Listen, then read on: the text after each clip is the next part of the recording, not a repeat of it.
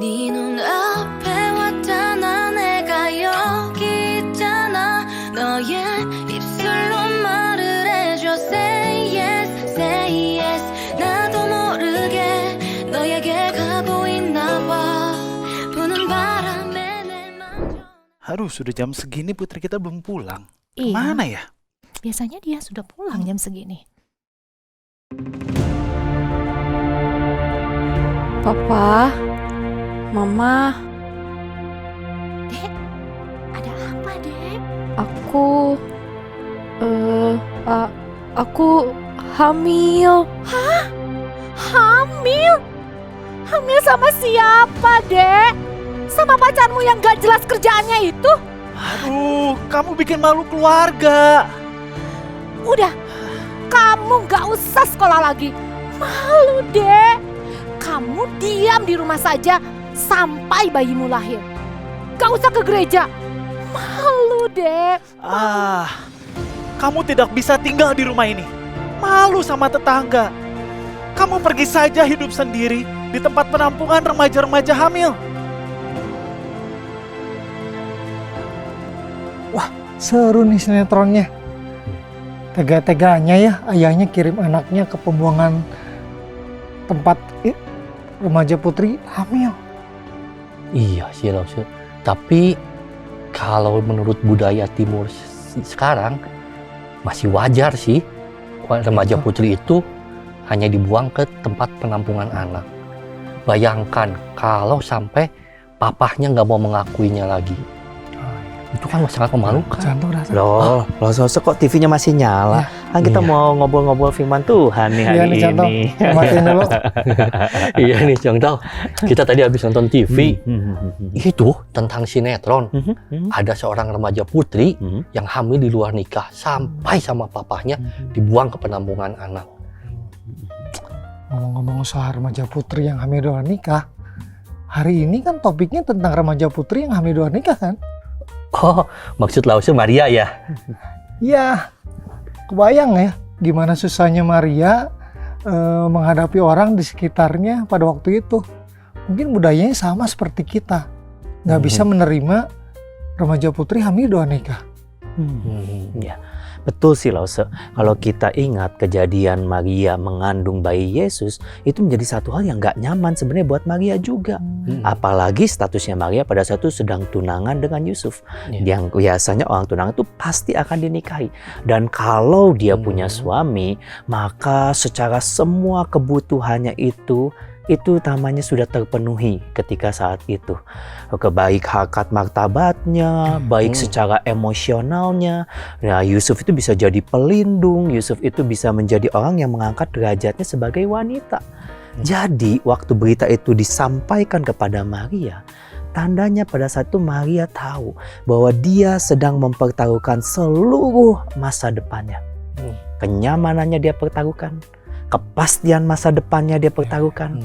Dan bayangkan, mungkin dia juga akan jadi bahan gosipan orang-orang yang mungkin pada saat itu senang ngomongin ataupun mungkin yang nggak bisa terima budaya itu.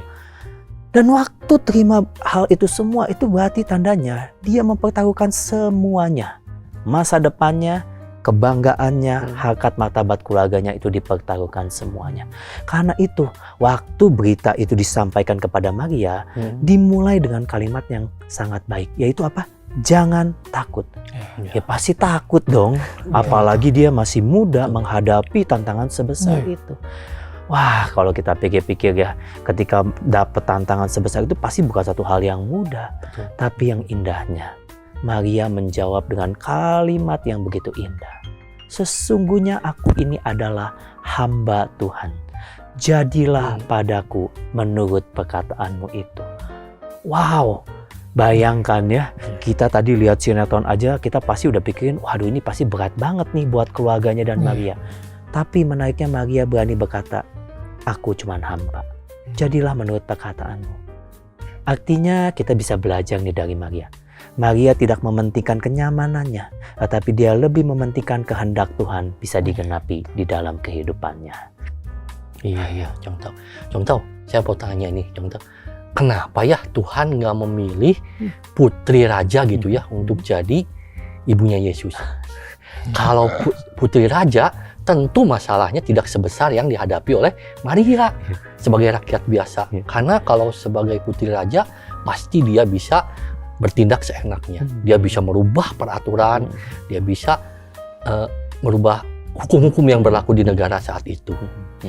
Iya loh, contoh juga kalau Ibu Yesus itu misalnya putri raja, kan semua orang kan hormat sama Yesus. Betul. Gak berani menghina. Iya. Satu lagi contoh, kalau Ibu Yesus itu seorang princess, pasti ayahnya adalah seorang pangeran yang tampan kan, cocok gitu loh. Betul. Aduh, iya ini satu hal yang menarik ya. Kita semua pasti berharapnya kalau nggak begini kenapa nggak begini? Padahal kalau kayak gini kan lebih gampang gitu ya. Tapi langsung ya itu sebenarnya satu hal yang nggak salah. Kita pikir kenapa Yesus itu lahir kok dari seorang perawan, lahir dari kondisi yang mungkin di kandang gitu ya. Kenapa nggak di istana raja? Tapi pada saat itu juga banyak orang berpikir bahwa Yesus akan lahir di istana. Contohnya kalau selalu ingat siapa dari jauh, yaitu orang-orang Majus. Waktu dia lihat bintang akan ada anak raja nih yang lahir di Bethlehem, itu sesuai nubuatan. Ketika dia mencari, dia paling pertama datang kemana? Ke istana raja. Jadi memang semua berpikir bahwa raja akan lahir pasti di istana raja karena itu tempat yang pantas. Tapi yang menariknya bahwa semuanya kelahiran Yesus itu sebenarnya bicara soal bagaimana nubuatan-nubuatan yang udah disampaikan oleh Tuhan melalui nabi-nabinya di sepanjang abad dan zaman sebelum Yesus yang menubuatkan akhirnya kepada pribadi. Misalnya contohnya Yesaya pasal 7 ayat 14. Ya, sebab itu Tuhan sendirilah yang akan memberikan kepadamu suatu pertanda. Sesungguhnya seorang perempuan muda atau perawan dalam bahasa artinya mengandung dan melahirkan seorang anak laki dan ia menamakan dia Immanuel. Satu nubuatan ataupun ada nubuatan-nubuatan lain akhirnya memang berakhir kepada Maria, keturunan daripada Yahudi, keturunan daripada Raja Daud itu gitu loh. Memang semuanya ke sana. Tapi toh ya, kalaupun Yesus lahir dari seorang Maria pun nggak lahir dari seorang raja, toh kita semua di dalam anugerah Tuhan, kita bisa melihat bagaimana Yesus menggenapi tugas panggilan dia sebagai juru selamat dalam kehidupan kita. Jadi ya di dalam karya Tuhan tetap kok yang terbaik buat setiap kita juga tetap kita alami walaupun Yesus nggak lahir di sebuah kerajaan atau nggak jadi anak raja di pada saat itu di Yehuda pada saat itu ya. Contoh, mau tanya nih, kalau kriteria pemilihan Maria dan Yusuf, apakah karena dia baik? Karena mereka baik gitu? Atau mungkin karena mereka itu keturunan Yehuda. Kan tadi contoh bilang dinubuatkan Yesus itu Mesias itu akan lahir dari keturunan Yehuda. Ya itu betul ya, sebenarnya tentang keturunan Yehuda itu kan nubuatannya sudah ada ya. Bahkan di dalam satu ayat firman Tuhan mengatakan, tetapi engkau hai Bethlehem Efrata, hai yang terkecil di antara kaum-kaum Yehuda, daripadamu akan bangkit bagiku seorang yang akan memerintah Israel, yang permulaannya sudah sejak purbakala, sejak dahulu kala. Memang sudah dinubuatkan, tetapi yang menarik adalah ya kalau kita belajar bahwa semuanya di dalam rancangan Tuhan, semuanya di dalam rencana Tuhan. Yang namanya Tuhan memilih itu bukan karena siapa yang dipilihnya itu hebat atau orang baik atau orang apa. Karena contohnya waktu Tuhan memilih bangsa Israel aja, kita tahu bangsa Israel aja nakalnya luar biasa loh.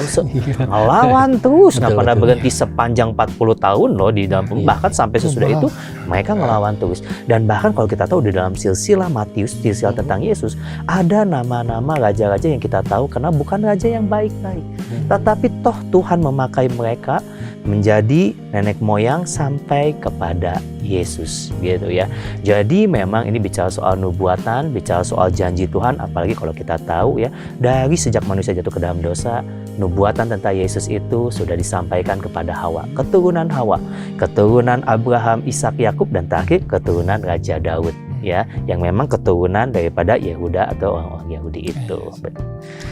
Iya sih ya. Kalau dipikir-pikir, kenapa ya Tuhan pilih saya misalnya untuk jadi anak Tuhan? Padahal rasanya saya tuh nggak ada apa-apanya, nggak ada bagus-bagusnya banget. Betul. Iya, sama lah. Saya juga merasa sangat tidak layak sebetulnya menjadi anak Tuhan. Tetapi bersyukur Tuhan mau memakai saya, memilih saya. Ya, bersyukur. Ya, jangan kalau saya pribadi aja menganggap saya juga nggak layak gitu. Kita semua sebenarnya yang dipilih Tuhan tidak layak. Jadi ini sebenarnya suatu hal yang sungguh amat sangat indah sekali loh. Justru di tengah ketidaklayakan kita, ketidaklayakan Maria, bahkan kalau kita tahu Yusuf, waktu dengar berita ini apa yang dia lakukan? Dia mau menceraikan. Bayangkan hatinya itu udah gak mau menanggung ini. Tetapi sekali lagi, loh, kita belajar hari ini. Tuhan datang kepada setiap orang yang dipilihnya, secara khusus kepada Yusuf, Maria, dan kepada orang-orang pada saat itu yang menderita, yang mendengar kabar tentang Yesus. Tuhan datang dan mengatakan, jangan takut, jangan takut. Kenapa jangan takut, Lausel? Karena Tuhan yang memanggil orang-orang itu, termasuk memanggil kita semua, maka percayalah, Tuhan juga pasti yang akan apa? Memimpin kita, memberikan kekuatan dan akan menyertai kita. Kalimat Tuhan pasti buat setiap kita, jangan takut. Karena kita tahu hari ini juga kita mungkin ya menjadi lause, menjadi hamba Tuhan, menjadi penginjil, pemberita firman Tuhan. Banyak tantangannya, banyak godaannya, banyak segala hal yang mungkin akan kita hadapi di dalam kehidupan kita. So, pesannya tetap sama, bukan hanya kepada Maria, Yusuf, dan juga para gembala, tetapi sebenarnya kepada setiap kita Tuhan mau ngomong, jangan takut, sebab Tuhan ada bersama dengan kita. Tuhan akan menyertai setiap kita. Iya, bersyukur sekali ya. Contoh yang bisa menjadi anak Tuhan ya. Contoh, apa penerapan minggu ini ya? Ya, minggu ini kita belajar tentang satu kata, misalnya satu kalimat, yaitu jangan takut. Setiap kita belajar juga dari apa yang dilakukan oleh Maria. Dia sadar akan ada tantangan, ketidaknyamanan dalam kehidupan kita, tapi mari kita percaya bahwa kita semua punya panggilan, kita terima itu, bahwa kehendak Tuhan itu jauh lebih penting dibandingkan sekedar kenyamanan kita. Juga buat lause-lause juga mempersiapkan anak-anak zaman sekarang nggak gampang, tetapi jangan takut lause-lause. Kita minta pimpinan Tuhan, sama seperti Maria dipimpin Tuhan juga, kita juga sama-sama mau dipimpin oleh Tuhan untuk jadi pribadi-pribadi yang berani memberitakan firman Tuhan apapun tantangannya. Dan kita berani bilang, kita sama-sama bilang kayak Maria, ini pakailah aku, jadilah kehendakmu di dalam kehidupan kita. Karena Tuhan pasti akan menyertai setiap kita, memimpin, bahkan akan menolong setiap kita loh. Iya ya, benar loh. Kita diingatkan lagi untuk tidak takut, karena Tuhan akan selalu menyertai umatnya. Betul. Itu ya, contoh. Iya benar. Makasih ya contoh ya untuk pembahasan hari ini. Makasih juga untuk lause-lause dan parents yang sudah menyaksikan podcast ini. Ya, Tuhan memberkati. Sampai jumpa lagi. Bye-bye.